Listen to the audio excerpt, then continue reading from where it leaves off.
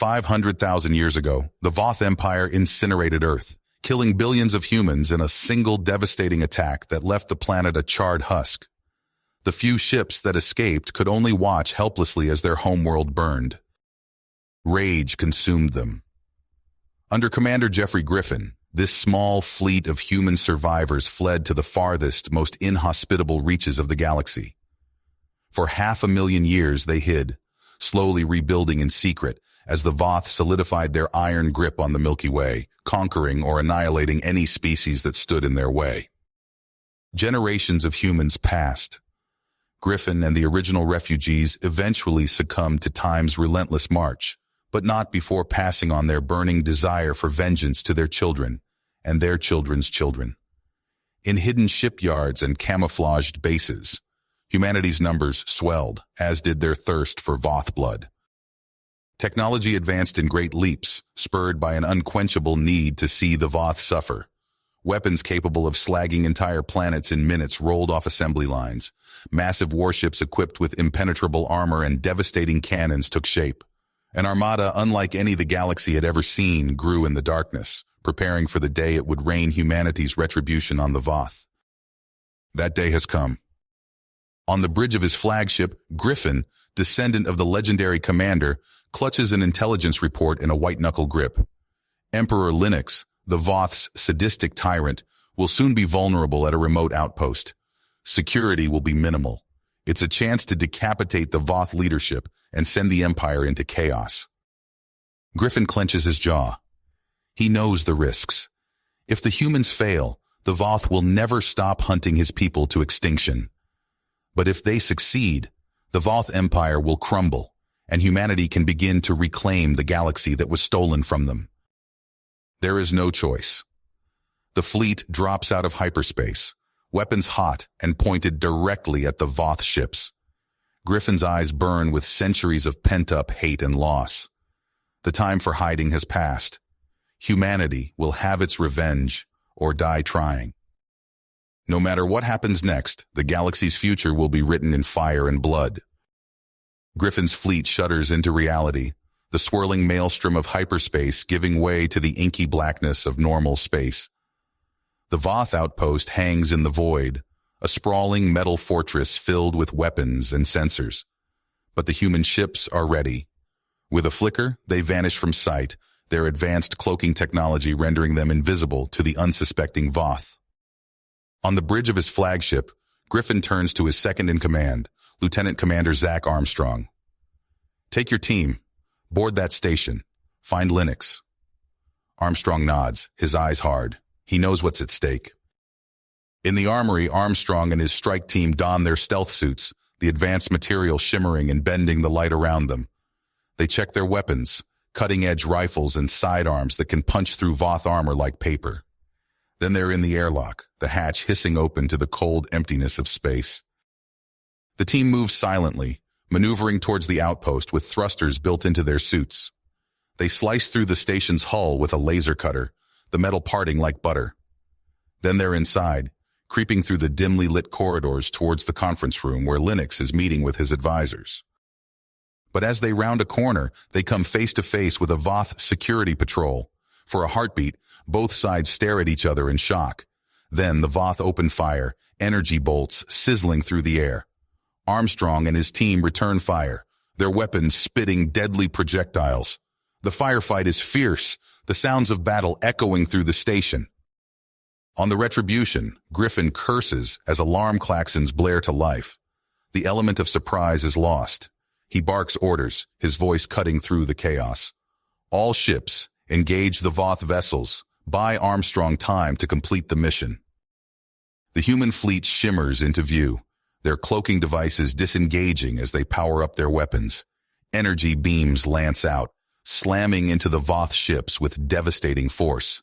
Missiles streak from launch tubes, leaving trails of fire in their wake. The Voth return fire, but their weapons are outmatched. Human ships dance around the slower Voth vessels, pouring on the firepower. Inside the station, Armstrong and his team push forward, their superior armor and weapons allowing them to cut through the Voth security forces. They breach the conference room, weapons ready, only to find it empty. Linux is gone, alerted to the attack by his guards. Armstrong activates his comm. Sir, Linux has fled. The room is empty. On the Retribution, Griffin slams a fist into his armrest. He scans the tactical display, watching as his ships tear the Voth fleet apart. He must have escaped on a cloaked ship. Scan for any unusual energy signatures leaving the area. The Retribution's sensors probe the space around the outpost, searching for the telltale signs of a cloaked vessel. Then they find it, a small, fast-moving blip on the edge of the battlefield. There, Griffin shouts. Pursuit course, maximum burn. Armstrong, get your team back to your ship and join the chase. The Retribution peels away from the battle, her engines flaring as she accelerates after Linux's escape vessel. The rest of the human fleet continues to engage the Voth, ensuring they can't interfere. Armstrong and his team fight their way back to their ship, the station shuddering around them as the human fleet's weapons batter its defenses. They launch just as a series of explosions rip through the outpost, the metal structure breaking apart. The chase leads into a dense asteroid field, Linux's ship weaving and dodging through the tumbling rocks. The Retribution follows, her shields flaring as stray asteroids slam into her. Armstrong's ship catches up, adding its own firepower to the pursuit. On the Retribution's bridge, Griffin stares at the view screen, watching as Linux's vessel grows larger. His fingers drum on his armrest, a decision weighing heavily on his mind. He could disable the ship, try to take Linux alive. The Voth Emperor no doubt holds valuable intelligence about his empire's defenses and strategies, but capturing him would be risky. His fanatical followers could stage a rescue attempt, or Linux might take his own life rather than be taken prisoner. Or Griffin could end it here and now.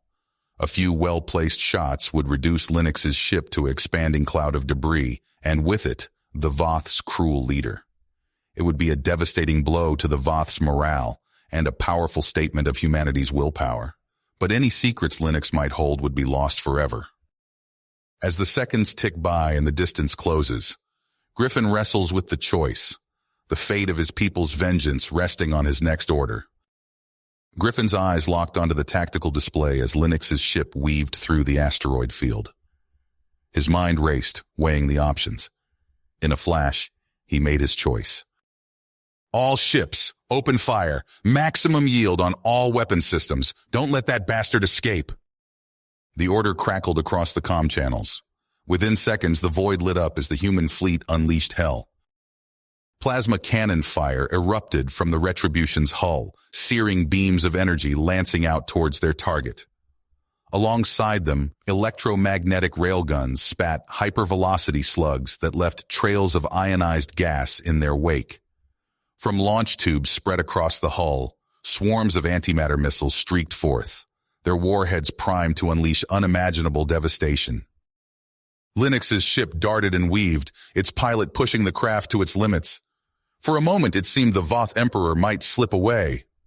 Then the first hits landed. A plasma beam caught the ship's aft section, burning through shields and armor alike. The vessel lurched, spewing debris and atmosphere. More impacts followed in rapid succession. Railgun rounds punched clean through the hull. Antimatter warheads detonated, engulfing sections of the ship in fireballs that twisted metal like paper. "Keep firing," Griffin barked, leaning forward in his chair. "I want that ship obliterated." The barrage continued unabated. Linux's crippled vessel spun out of control, trailing fire and wreckage. Then, in a final blinding flash, it disintegrated completely. The human bridge crew stared in awed silence at the expanding cloud of superheated gas and metal fragments. Moments later, Lieutenant Chen's voice cut through the quiet. "Sir, sensors are picking up emergency beacons in the debris field." Griffin nodded sharply. "Armstrong, take your team to investigate. Be ready for anything." Armstrong's strike force moved swiftly, maneuvering through the debris in their small craft. They located 2 escape pods, both scorched and battered. Cutting them open revealed the charred but still breathing forms of Emperor Linux and another high-ranking Voth. Back on the Retribution, Griffin watched as the unconscious Voth were brought aboard and immediately placed in high-security containment. His eyes narrowed as he gazed upon the broken form of humanity's greatest enemy. Send word to the fleet, he ordered. The Voth leadership is crippled. Press the attack on their remaining forces. What followed was a rout. Leaderless and panicked, the Voth ships at the outpost fell quickly to the human assault. As the last enemy vessel winked out of existence on the tactical display, Griffin allowed himself a small, grim smile. He activated the fleet-wide comm channel. This is Commander Griffin, to all ships. Today we have struck the first real blow against our oppressors, but this is only the beginning. Set course for home. We'll regroup, resupply, and prepare for the next phase of our war against the Voth. They took everything from us once. Now we'll return the favor. As the Retribution and its sister ships engaged their FTL drives, Griffin's thoughts turned to the long journey ahead. They had won a great victory today, but the road to vengeance would be paved with the bodies of both Voth and human alike. He was ready to pay that price. The question was, could the rest of humanity say the same? The human fleet dropped out of slipstream, the fabric of space-time rippling as thousands of ships tore back into normal space. Armstrong's eyes widened as he took in the scene before him. The once proud human armada was in shambles, ships drifting lifelessly as Voth energy beams lanced through their hulls. "Status report!" Armstrong barked, his knuckles tightening as he gripped the arms of his command chair. "Sir, we're detecting massive power fluctuations across Griffin's fleet," his tactical officer reported. "Their systems are going haywire. Weapons, shields, engines, all offline." Armstrong's mind raced. This was unlike anything they'd encountered before. He opened a channel to Griffin's flagship. "Griffin, what in hell is going on out there?" Static crackled. Then Griffin's strained voice came through. "Armstrong, thank God you're here. The Voth, they've got some kind of energy dampening field. Our ships are dead in the water. We can't..." The transmission cut off abruptly as a blinding flash erupted from Griffin's position. Armstrong's heart sank as he watched the Admiral's ship split in two, secondary explosions rippling along its hull. "Evasive maneuvers!" Armstrong roared. "All ships scatter formation. Do not let them catch us in that field." His fleet broke apart, small attack squadrons peeling off in every direction. The Voth turned their attention to this new threat, energy beams stabbing out into space. "Sir, we're detecting the source of the dampening field," his science officer called out. "It's coming from that massive ship at the center of the Voth formation." Armstrong studied the tactical display. The Voth vessel dwarfed everything around it, easily 10 times the size of a standard battle cruiser. "That's our target," he growled. "All ships, concentrate fire on that monstrosity. We take it down.